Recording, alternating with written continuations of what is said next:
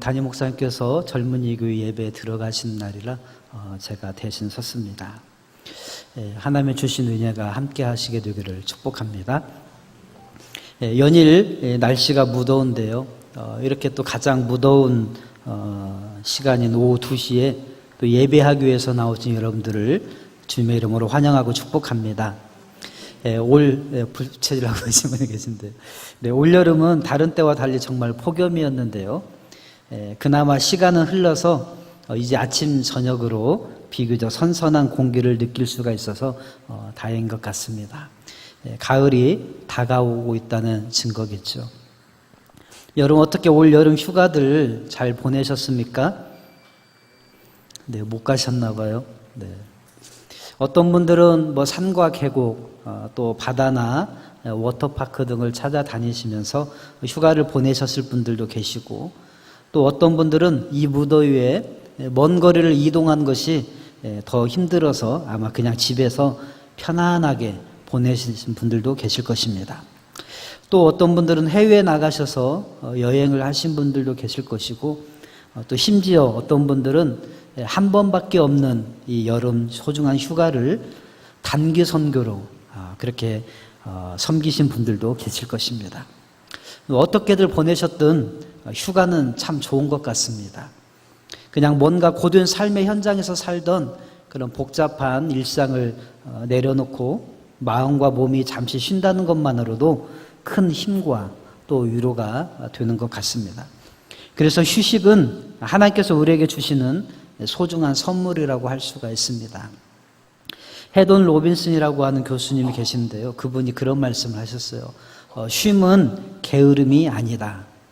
쉼은 나약함도 아니다. 쉼은 사역이다. 이렇게 말씀을 하셨습니다. 즉, 잘 쉬는 것도 하나님의 일이라는 것입니다. 그렇게 쉼의 시간을 갖기 위해서 휴가를 떠나지만 사실 오히려 휴가가 더 피곤한 경우도 있습니다. 주로 가족들을 위해서 장거리 운전을 해야 하는 남자분들의 경우가 그렇죠. 그래서 휴가를 다녀오면 오히려 휴가 후유증에서 시달리는 사람들도 있더라고요. 그래서 그냥 몸을 좀 푹 쉬게 해주고 싶다고 그렇게 말합니다. 그래서 그런지 이렇게 휴가를 다녀오고 나면 밖에서 재미있게 보내고 집에 돌아오면 모르긴 몰라도 대부분이 똑같은 말을 할 것입니다. 뭐라고 하죠? 네?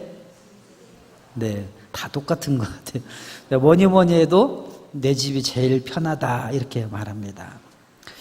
생각해보세요. 휴가를 가는 목적이 스트레스를 다 풀 수 있고 또 쉼과 회복을 경험하고자 그런 곳을 제공해 줄 수 있을 만한 곳을 찾아 떠나는 것인데, 사실 제일 집이 편한 곳이고 또 집에 와서야 진정한 쉼과 회복을 경험하는 것은 어쩔 수 없는 우리네 모습인 것 같습니다. 어쩌면 그것이 이 세상에서의 그런 나그네와 같은 그런 삶을 마치고 우리가 돌아가야 될 천국, 즉 하늘 가정에 가서야 비로소 진정한 쉼과 회복을 경험할 수 있음을 말씀해 주시고자 하는 하나님의 장치가 아닌가 싶습니다. 아무튼 이와 같이 바쁘신 가운데서도 우리가 쉼이 필요한데요. 그렇게 쉼이 필요하셨던 분이 또 한 분 계신데 바로 우리 예수님이십니다. 예수님도 하나님의 일을 하시기 위해서 이 세상에 오셨고요. 또 정말 바쁘게 사신 분 가운데 한 분입니다. 어느 정도로 바쁘셨는가 하면 성경은 이렇게 이야기합니다. 마가복음 3장 20절에 보니까요. 집에 들어가시니 무리가 다시 모임으로 식사할 겨를도 없는지라. 얼마나 바쁘셨는지 식사할 겨를도 없었다 그러죠.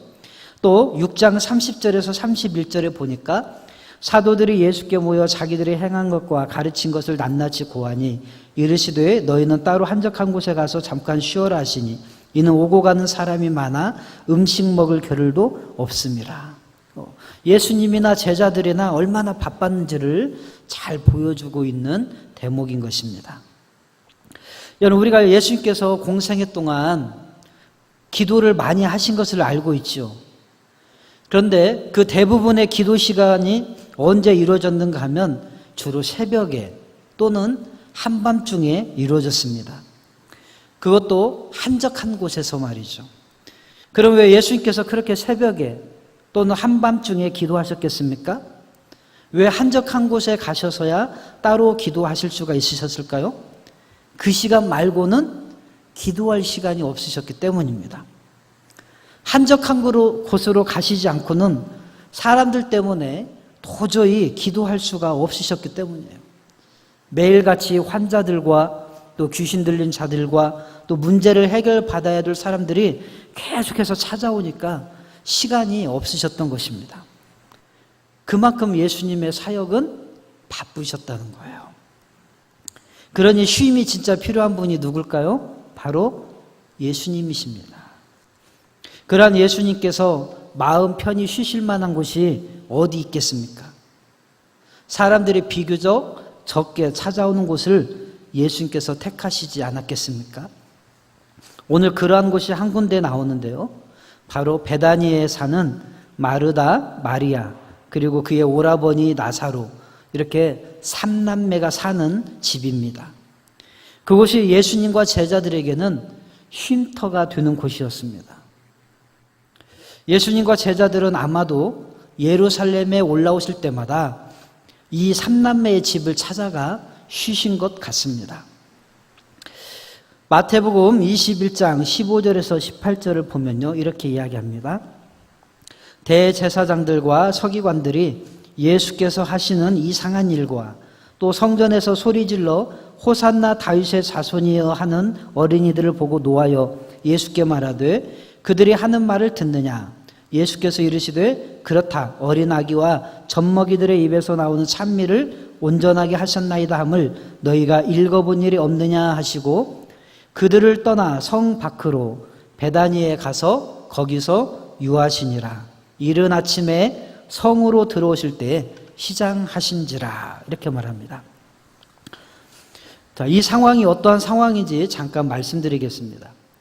예수님께서는요, 십자가 고난을 위해서 갈릴리 지역의 사역을 마치시고 6월절 엿새 전에 예루살렘을 향해 올라오셨습니다. 그리고 예루살렘 근처에 베다니에 이르렀을 때 제자 2명을 보내서 나귀를 끌어오게 하시죠. 그리고 그 나귀를 타시고 예루살렘 성에 입성을 하십니다. 이번에는 성전을 둘러엎으시고 저녁이 되니까 다시 예루살렘 성을 또 빠져나가십니다. 그리고 다시 다음 날 예루살렘에 또 들어가십니다. 이런 식으로 예수님께서 수요일까지 예루살렘 성과 베다니를 오가시는데 낮에는 예루살렘 성에서 지내시고 저녁에는 베다니에서 주무시는 것입니다. 그런데 그 베다니에서 주무셨던 곳이 아마도 바로 마르다, 마리아, 그리고 이 나사로 삼남매가 사는 집이었던 것 같습니다. 왜냐하면 그 집이 예수님께서 사랑하시는 자들의 집이었기 때문입니다. 이것을 유추하기 위해서, 제가 유추라고 했습니다. 유추하기 위해서 성경을 좀 자세히 살펴보도록 하겠습니다. 오늘 설교의 핵심은 아주 간단합니다. 다만 그것을 설명하기 위해서 성경을 구체적으로 살펴볼 것입니다. 그러니 잘 따라오시면 감사하겠습니다. 먼저 예수님께서 베다니에 머무신 구체적인 장소를 성경에서는 딱 한 군데만 이야기하고 있는데요. 그것이 바로 베다니 이 나병 환자 시몬의 집입니다. 마태복음 26장 6절에서 7절입니다. 예수께서 베다니 나병 환자 시몬의 집에 계실 때 한 여자가 매우 귀한 향유 한 옥합을 가지고 나와서 식사하시는 예수의 머리에 부으니, 이 말씀은 마가복음 14장에도 나오는 말씀인데요. 그 본문 뒤에 향유를 부은 여인의 사건이 똑같이 기록되어 있습니다. 그러니까 같은 내용을 똑같이 기록하고 있는 거죠. 그런데 오늘 우리가 읽은 본문을 보시면 거기에도 향유를 부은 여인의 이야기가 나오죠. 우리가 다 읽진 않았지만 3절부터 보면 향유를 부은 사건이 나옵니다. 그런데요, 성경은 이곳에 살던 인물들과 관련된 또 하나의 본문을 우리에게 제공해 주는데요. 바로 앞장에 11장에 보면 그걸 알 수가 있습니다. 11장 1절에서 2절에 보니까 어떤 병자가 있으니 이는 마리아와 그 자매 마르다의 마을 베다니에 사는 나사로라. 이 마리아는 향유를 주께 붓고 머리털로 주의 발을 닦던 자요 병든 나사로는 그의 오라버니더라. 이렇게 설명을 해주고 있습니다. 즉 여기에 보니까 베단이라는 마을에 마리아 또 마르다 나사로가 살고 있습니다. 그런데 그 베다니에 어떤 병자가 살고 있는데 그 역시 이름이 나사로였습니다. 그리고 예수님께 향유를 부었던 여인을 마리아라고 표현하죠. 아까 마태복음이나 마가복음에서는 한 여자 이렇게 표현했잖아요. 그리고 요한복음 11장에 나오는 마리아가 바로 마태복음 26장이나 마가복음 14장에 나오는 한 여자와 동일 인물일 가능성이 높습니다. 왜냐하면 예수님께 향유를 부은 여인에 대한 기사가 그 뒤에 우리 오늘 본문 뒤에 나오는데요. 그 향유가 나드 향이다라고 말하고 있어요. 그 다음에 그 양이 한 근이다 이렇게 말합니다. 다른 성경에서는 한 옥합이다 이렇게 말하고 있고요. 또 이 여인의 행한 일에 대해서 우리가 잘 알다시피 가룟 유다가 나중에 불평하면서 말을 하잖아요. 그때에 이 향유의 평가 금액을 이야기하는데 300데나리온 정도 가치가 있다 이렇게 이야기하는 것입니다. 그러면 본문이 같다는 거죠. 그래서 마가복음 14장 3절 5절에 보면 이렇게 이야기합니다. 예수께서 베다니 나병 환자 시몬의 집에서 식사하실 때 한 여자가 매우 값진 향유 곧 순전한 나드 한 옥합을 가지고 와서 그 옥합을 깨뜨려 예수의 머리에 부으니 어떤 사람들이 화를 내어 서로 말하되 어찌하여 이 향유를 허비하는가? 이 향유를 300데나리온 이상에 팔아 가난한 자들에게 줄 수 있었겠도다 하며 그 여자를 책망하는지라 이렇게 이야기하죠. 그런데 오늘 본문의 1절에서 5절에 보면 6월절 엿새 전에 예수께서 베다니에 이르시니 이곳은 예수께서 죽은 자 가운데서 살리신 나사로가 있는 곳이라. 거기서 예수를 위하여 잔치할세 마르다는 일을 하고 나사로는 예수와 함께 앉은 자 중에 있더라. 마리아는 지극히 비싼 향유 곧 순전한 나드 한 근을 가져다가 예수의 발에 붓고 자기 머리털로 그의 발을 닦으니 향유 냄새가 집에 가득하더라. 제자 중 하나로서 예수를 잡아줄 가룟 유다가 말하되 이 향유를 어찌하여 300데나리온에 팔아 가난한 자들에게 주지 아니하였느냐 하니. 자, 여기 보니까요 베다니가 나오고 마르다, 마리아, 나사로 3남매가 나옵니다. 그런데 잔치를 준비하는 것은 마르다인 것을 보면 이 집이 마르다의 집인 것을 알 수가 있습니다. 그런데 똑같은 향유를 부은 사건이 기록된 마태복음이나 마가복음에서는 이 집을 나병 환자 시몬의 집이라고 합니다. 그러니까 나병 환자 시몬과 나사로는 동일인 인물일 가능성이 높다는 것이죠.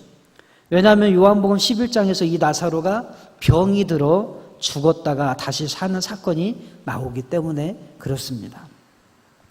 따라서요, 이렇게 마태복음 또 마가복음 요한복음의 이 본문을 나란히 놓고 비교해 보면 다음과 같은 내용을 유추할 수가 있습니다. 즉 마리아, 마르다, 나사로 이 3남매는 베다니에서 함께 살았는데 그 가운데 나사로라고 불리는 시몬이 바로 어떤 병에 걸려 죽었어요. 그런데 그 병이 바로 나병이었다는 의미입니다. 그래서 나사로의 시체가 썩을 때 냄새가 빨리 났던 것이죠. 그리고 그 집은 나병 환자의 집이었기 때문에 일반 유대인들이 잘 거하지 않는 집이었을 것입니다. 왜냐하면 유대인들에게 있어서 나병 환자들은 하나님의 저주받은 사람들로 인식을 했어요. 그래서 보통은 마을에서 쫓겨나서 따로 살아야 하는 사람들이었기 때문입니다. 하지만 어떤 이유에서인지는 모르지만 나사로는 그 집에 함께 살고 있었던 것이죠. 그러니 유대인들이 꺼리는 이 3남매의 집은 예수님에게는 쉼터가 되는 곳입니다. 사람들이 잘 안 찾아오는 집이니까요. 예수님은 나병을 능히 고치실 수 있으시기 때문에 그 질병에 아무 거리낌 없이 거하실 수가 있으셨던 것입니다. 그래서 예수님은 공생애 동안 예루살렘에 오실 때마다 바로 이 베다니 3남매의 집에서 머무셨던 것이고, 그렇게 이 3남매의 집은 예수님에게 있어서 바로 쉼터로서의 역할을 했던 것입니다. 이해가 가십니까? 무슨 말씀인지? 따라오고 계시나요? 네. 이 삼남매의 집이요, 예수님에게 쉼터였음을 유추해 볼 수 있는 또 다른 근거가 있습니다. 바로 나사로를 살리신 사건에서 나오는 예수님이나 유대인들이 하는 대화입니다. 먼저 나사로가 병이 들자 그 누이들이 예수님께 사람들을 보내어서 하는 말입니다. 요한복음 11장 3절입니다. 졸리시니까 같이 한번 읽어볼까요? 이에 그 누이들이 예수께 사람을 보내어 이르되 주여 보시옵소서 사랑하시는 자가 병들었나이다 하니. 그리고 이어서 성경은 이렇게 말합니다. 5절에 보니까 예수께서 본래 마르다와 그 동생과 나사로를 사랑하시더니. 여러분, 예수께서 본래 이 삼남매를 사랑하셨다는 것입니다. 여기서 본래라는 말의 의미는 무엇입니까? 예수님과 이 삼남매와의 관계가 처음 만난 사이가 아니고 그동안 꽤 오랫동안 만남과 사연이 있었음을 전제하는 그런 말이라는 것이죠. 더 나아가서요, 예수님은 나사로를 가리켜서 친구라고 말씀합니다. 요한복음 11장 11절에 보니까 이 말씀을 하신 후에 또 이르시되 우리 친구 나사로가 잠들었도다. 그러나 내가 깨우러 가노라. 나사로를 가리켜서 뭐라고 말씀하신다고요? 우리 친구다, 이렇게 말하는 거예요. 여러분, 친구라는 말은 아무한테나 쓰는 말이 아니죠. 처음 만났는데, 만난 지 한 서너 번 만났는데 친구라고 하지 않습니다. 오랫동안 관계가 있는 사람을 친구라고 합니다. 그런데 예수님께서는 나사로를 가리켜서 바로 친구다라고 표현을 했다는 것이죠. 그리고 마르다나 마리아나 예수님이 오시자 똑같은 말을 합니다. 요한복음 11장 21절에 보니까 마르다가 예수께 여짜오되 주께서 여기 계셨더라면 내 오라버니가 죽지 아니하였겠나이다. 예수님에게 뭐 하는 거예요? 투정 부리는 거죠. 근데 마르다가 그랬는데 32절에 보니까 이번에는 마리아도 똑같이 얘기해요. 마리아가 예수 계신 곳에 가서 비웠고 그 발 앞에 엎드려 이르되 주께서 여기 계셨더라면 내 오라버니가 죽지 아니하였겠나이다 하더라. 어떠세요? 마르다나 마리아가 똑같이 말하고 있죠. 이렇게 예수님께 따질 수 있고 투정 부릴 수 있는 것을 보면 예수님과 이 삼남매의 사이가 보통이 아니었음을 우리는 짐작할 수 있습니다. 더 나아가서요, 예수님과 이 삼남매의 관계의 깊이를 보여주는 제3자의 고백이 있는데요. 요한복음 11장 33절에서 36절 말씀입니다. 예수께서 그가 우는 것과 또 함께 온 유대인들이 우는 것을 보시고 심령에 비통히 여기시고 불쌍히 여기사 이르시되 그를 어디 두었느냐 이르되 주여 와서 보옵소서 하니 예수께서 눈물을 흘리시더라. 이에 유대인들이 말하되 보라 그를 얼마나 사랑하셨는가 하며. 마리아의 우는 모습을 보시고 예수님께서도 눈물을 흘리셨습니다. 그리고 그 모습을 본 유대인들이 보라 그를 얼마나 사랑하셨는가 하고 말합니다. 평소에 예수님의 모습과 같지 않다는 것이죠. 평소에 뭐 누가 죽은 사람이 뭐 하나둘이겠습니까? 근데 예수님이 그들을 살려내실 때마다 우시지 않았잖아요. 수많은 병자들이 왔지만 주님이 특별히 우시지 않았거든요. 근데 나사로의 죽음 앞에서 슬퍼하는 마리아의 눈물을 보시고 예수님도 눈물을 흘리셨다는 거예요. 그걸 보고 사람들이 정말 예수님이 얼마나 이 가정을 사랑하셨는지를 사람들이 입술로 고백할 정도로 평소의 모습을 사랑했다는 것을 알고 있었다는 것이죠. 그러므로 이러한 본문들을 통해서요, 우리가 충분히 알 수 있는 것이 무엇입니까? 평소에도 예수님께서 예루살렘에 오신 일이 있을 때마다 바로 이 베다니의 삼남매의 집에 자주 들리셨음을 알 수가 있는 것입니다. 그러므로 이 삼남매의 집은 예수님에게 있어서만큼은 쉼터였음을 분명히 알 수 있습니다. 여러분 생각해 보십시오. 예수님의 공생애 동안에 예수님께서 찾아가셨던 집들은 모두 어떤 집들입니까? 아니, 자신의 집에 예수님을 초청했던 사람들은 대부분 어떤 사람들이었죠? 수많은 문제와 또 고통을 안고 살아가는 사람들의 집이었습니다. 사람들은 예수님에게 끊임없이 뭔가를 해달라고 요청을 했습니다. 병자를 고쳐주세요. 귀신을 좀 쫓아주세요. 죽은 자를 좀 살려주세요. 이렇게 계속해서 예수님께 요청을 하는 것이죠. 그러한 곳은 예수님에게 있어서는 절대 쉼터가 될 수 없습니다. 그것은 오히려 예수님에게 일터일 뿐입니다. 병자를 고쳐줘야 하는 일터, 귀신을 내쫓아줘야 하는 일터, 죽은 자를 살려야 되는 일터였습니다. 그 어느 집도 예수님 우리 집에 오셔서 편안히 좀 쉬세요라고 말하는 집은 없었다는 것입니다. 그러나 이 삼남매의 집은 달랐습니다. 그들의 집은 예수님에게는 쉼터였던 것입니다. 그것도 아무런 대가를 요구하지 않고 편히 쉬실 수 있도록 한 쉼터였던 것이죠. 여러분, 일터와 쉼터의 차이가 무엇입니까? 일터는요, 그 필요가 예수님에게 있는 것이 아니라 예수님의 도우심을 입어야 될 사람들에게 그 필요가 있었습니다. 그래서 병든 사람, 귀신 들린 사람, 죽은 사람의 가족의 필요가 출발점이었습니다. 그래서 예수님을 찾은 것이죠. 그러나 쉼터는 예수님의 필요를 위해서 제공되어진 곳이 쉼터입니다. 예수님을 보니까 피곤하시고 예수님을 보니까 쉬셔야 되겠구나 해서 제공을 해드리는 곳, 예수님의 필요를 위해서 채워드리기 위해서 있어야 되는 곳이 바로 쉼터였다는 것이죠. 그러니까 일터와 쉼터는 필요가 어디에서 출발하냐의 차이에서 갈라지는 것입니다. 나의 필요에 의해서 예수님을 내 집에 초청하고 예수님을 찾으면 나의 상황과 나의 집은 예수님에게는 뭐가 돼요? 일터가 되는 거예요. 그런데 예수님의 필요를 보고 예수님 우리 집에 오셔서 좀 쉬세요 이렇게 말하면 내 집은 예수님에게 있어서 뭐가 되는 거예요? 쉼터가 되는 것입니다. 여러분, 여러분의 가정은 예수님께서 보실 때 일터입니까? 쉼터입니까? 여러분이 예수님을 찾는 이유는 예수님을 통해서 도움을 입으려고 하는 여러분의 필요 때문입니까? 아니면 예수님을 위해서 뭔가를 제공하고 섬겨드리려는 이유에서 예수님을 찾습니까?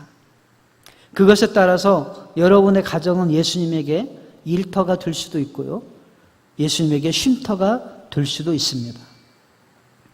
바라기는 저와 여러분의 가정이 예수님의 쉼터가 되기를 축복합니다. 그런데 여러분 아십니까? 이 쉼터가 되는 가정에서 예수님께서 가장 큰 역사를 이루셨습니다. 바로 죽은 지 나흘이나 되는 나사로를 살리신 것입니다. 예수님께서 죽은 자를 살리신 일은 몇 번 있었지만 이렇게 나흘이나 지나서 시체가 썩어가는 냄새가 나는 자를 살리신 것은 처음이었습니다. 놀라운 사건 아닙니까? 그런데요, 이렇게 쉼터에서 살리는 역사가 일어난 사례가 또 있습니다. 두 사례를 살펴보고 말씀을 마치도록 하겠습니다. 먼저는요, 엘리야 선지자와 사르밧 과부의 이야기입니다. 네, 제가 성경을 찾아보자고 그랬잖아요. 그래서 말씀이 좀 깁니다. 열왕기상 17장 8절에서 16절 말씀인데요.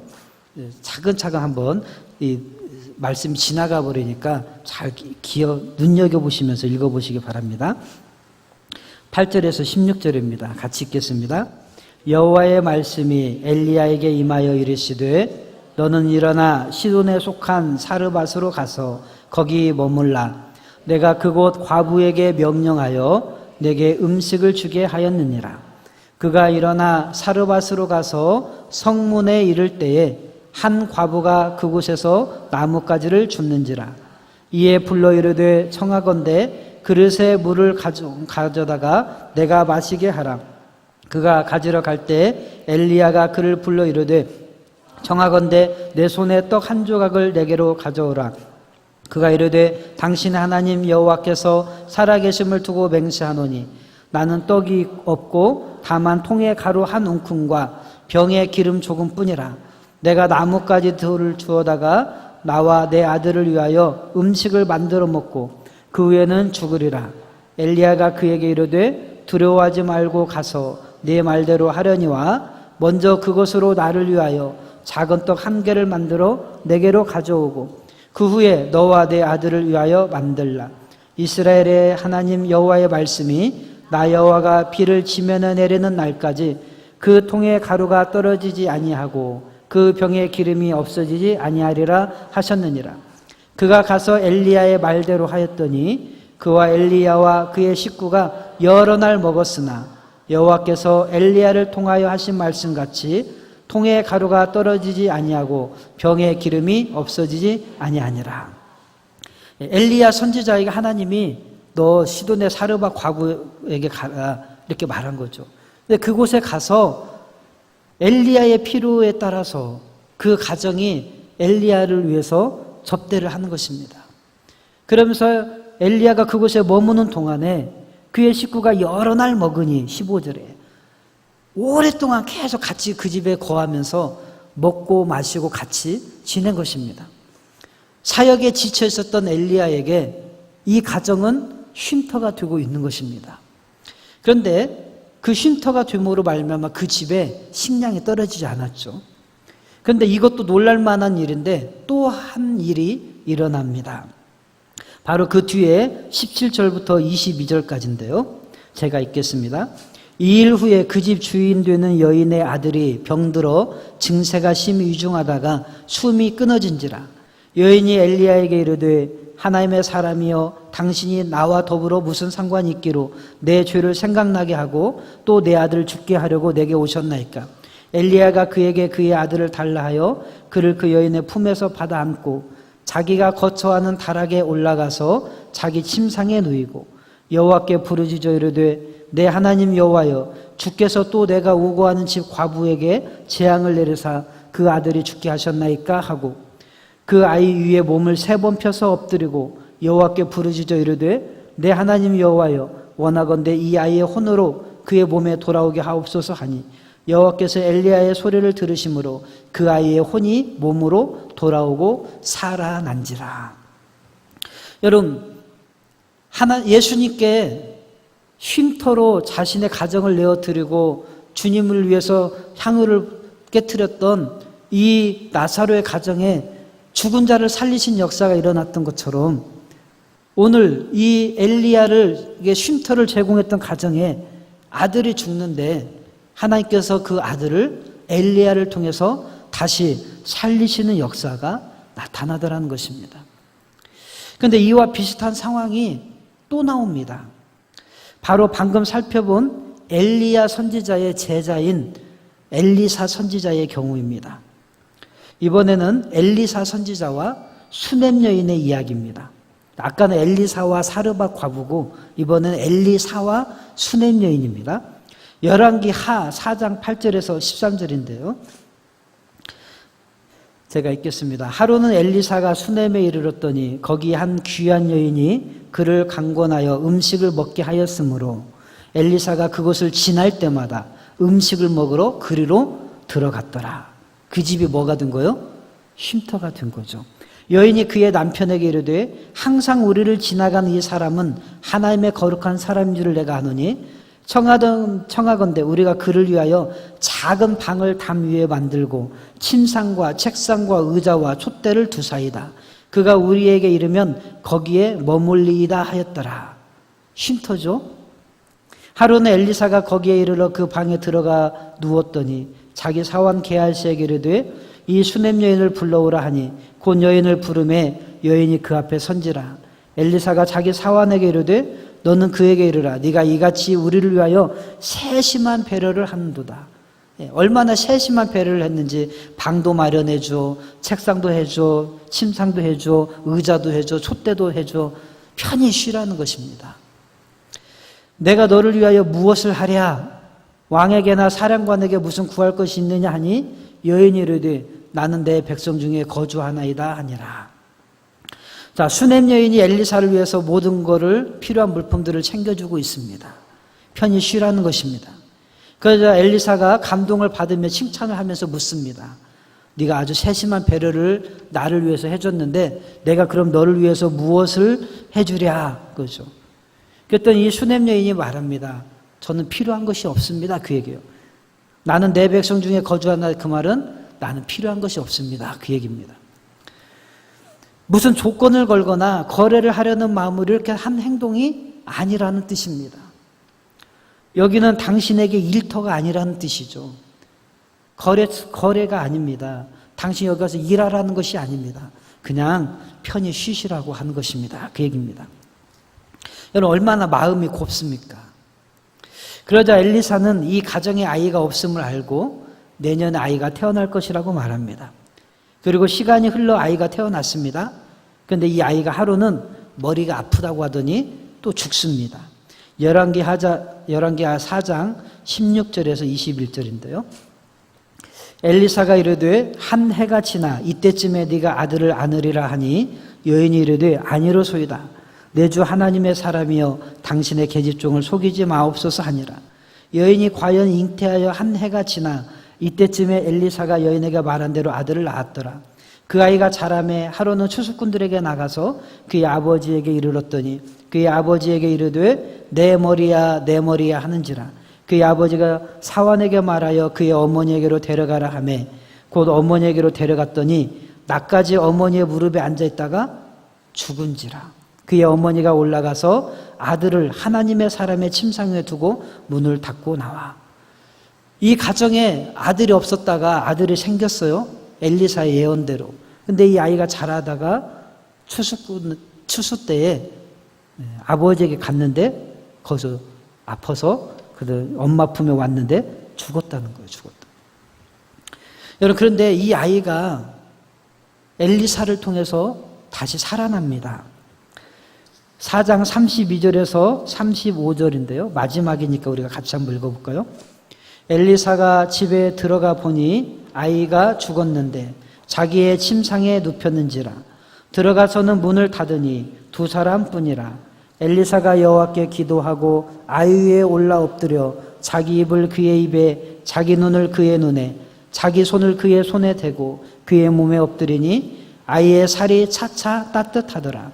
엘리사가 내려서 집 안에서 한번 이리저리 다니고 다시 아이 위에 올라 엎드리니 아이가 7번 재채기하고 눈을 뜨는지라. 아이가 역시 어떻게 했어요? 살아났어요. 여러분 우리가 살펴본 이 두 사례는 모두 선지자에게 쉼터를 제공했던 여인들의 이야기입니다. 물론 선지자가 하나님은 아닙니다. 그러나 구약 당시에는 선지자의 역할이 하나님의 말씀을 대언하는 역할이었기 때문에 선지자를 선대하는 것은 곧 하나님을 선대하는 것이나 마찬가지였습니다. 그런 이 두 여인은 모두 선지자를 선대하였습니다. 그것이 하나님께서는 나를 선대한 것과 같은 것으로 받아주신 것입니다.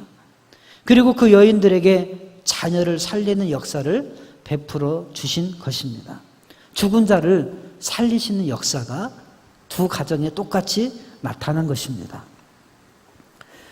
여러분, 그러면 나사로의 가정과 합쳐서 이 세 가정의 공통점이 무엇입니까?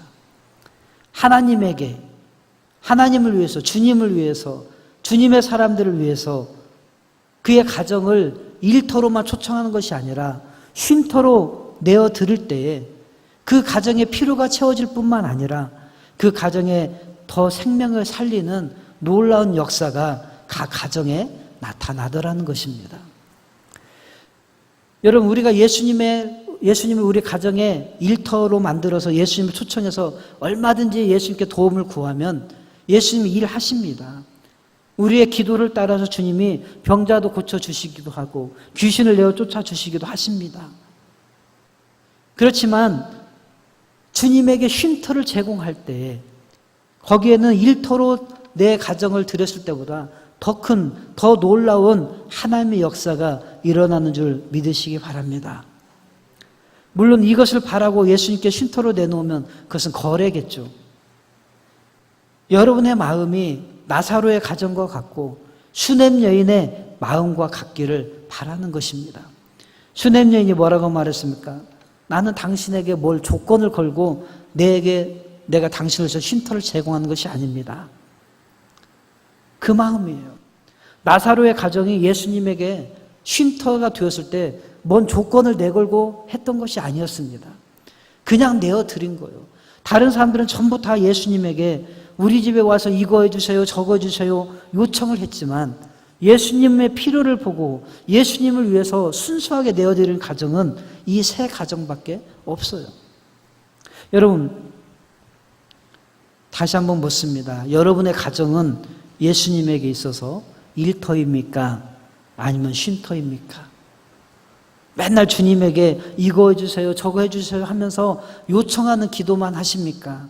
아니면 주님을 위해서 내가 뭔가를 내어드리려고 하고 주님을 위해서 뭔가를 섬겨드리려고 하는 그 마음이 더 많으십니까? 일터여도 하나님의 역사는 일어나지만 쉼터일 때 하나님의 더 큰 역사가 일어나는 것입니다. 그런데 이것은요, 여러분의 가정만을 말씀드리는 게 아닙니다. 바로 우리들 자신을 가리켜 묻는 질문입니다. 왜냐하면 하나님께서는 당신의 백성들을 가리켜서 하나님의 집이라고 말씀하시기 때문입니다. 고린도전서 3장 9절에 보면요, 너희는 하나님의 밭이요 하나님의 집이다 라고 말씀하고 있습니다. 하나님이 거하실 집이라는 거예요. 그래서 우리가 다 주님이 우리 안에 성령이 거하시면 우리가 하나님의 거하신 처소가 되고 하나님의 집이 되는 거 아닙니까? 그래서 에베소서 2장 22절에 하나님이 거하실 만한 처소가 되기 위해서 우리가 함께 지어져 간다라고 그렇게 말씀하고 있습니다. 여러분, 저와 여러분이 하나님의 집입니다. 그러면 다시 질문을 드리면, 여러분, 하나님이 거쳐 삼으시기를 원하시는 여러분의 집은 지금 하나님에게, 여러분 자신은 하나님에게 있어서 일터입니까? 쉼터입니까? 쉼터는 주님에게 초점이 맞춰져 있고요, 주님과의 교제에 초점이 맞춰져 있고, 주님께 예배하고 주님과의 관계 속에 초점이 맞춰져 있습니다. 그런데 내 속에 주님이 계시긴 계시는데, 우리가 다 예수님을 구주로 영접해서 내 안에 주님은 계시긴 하시는데, 주님이 내 안에 집을 삼으셔서 거하시긴 하시는데, 이게 맨날 일터예요, 일터. 날마다 하나님 이거 해주세요, 저거 해결해 주세요, 맨날 그러고만 있다고 하면 여러분은 예수님을 똑같이 믿기는 하는데 주님의 처소가 되기는 했는데 주님의 편히 쉬는 처소가 아니라 맨날 일터예요, 일터. 여러분, 저 바라기는 여러분이 주님의 쉼터가 되기를 바랍니다. 처음에는 일터가 되기를 위해서 우리가 아마 주님을 찾았을 것입니다.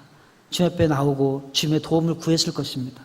그러나 이제 우리가 1년 믿고 10년 믿고 뭐 수십 년 믿었다면 적어도 이제는 주님 내 안에서 마음껏 쉬시옵소서, 나를 통해서 마음껏 섬김을 받으시옵소서, 나를 통해서 마음껏 예배를 받으시옵소서, 나를 통해서 주님 마음껏 일하여 주시옵소서, 그렇게 고백하며 나아갈 때 주님이 우리를 통해서 얼마나 많은 일을 이루시고 우리 안에 얼마나 큰 역사를 이루시겠는가 하는 것입니다. 아무쪼록 바라기는 저와 여러분의 개인의 삶과 또 우리의 가정이 주님 앞에 쉼터가 되기를 바랍니다. 어떻게 주님께 쉼터가 되어질지는 우리 각자가 주님 앞에 기도하면서 물으면서 적용하면서 나아가길 바랍니다. 중요한 것은 마음의 태도라는 것입니다. 수냄 여인의 마음의 태도, 마리아, 마르다, 나사로 이 삼남매의 마음의 태도, 그 태도가 중요한 것입니다. 여러분, 하나님의 역사가 그러한 쉼터로 여러분의 삶을 드릴 때 더 놀라운 역사들을 경험하게 되기를 주님의 이름으로 축복합니다. 우리 시간 함께 기도했으면 좋겠습니다. 하나님, 나를 처소 삼으셔서 하나님 주님이 들어와 계시는데, 내 인생 속에 들어와 계시고 내 가정 속에 들어와 계신데 지금 여전히 주님, 나는 주님을 일하는 일꾼으로만 생각하고 내 집을 일터로만 제공하고 있지는 않습니까? 그러니까 주님, 이제는 주님 내 안에서 찬양받으시고 경배받으시고 주님과의 친밀한 교제 속에 나아가고 나를 통해 예배받으시는 주님의 쉼터가 되기를 원합니다. 주님, 저를 쉼터로 만들어 주시고 제 삶을 드리오니 제 삶 속에 역사하시고 우리 가정을 역사하시고 주님을 위하여 쓰임받게 하여 주옵소서. 우리 기도하며 나아가도록 하겠습니다.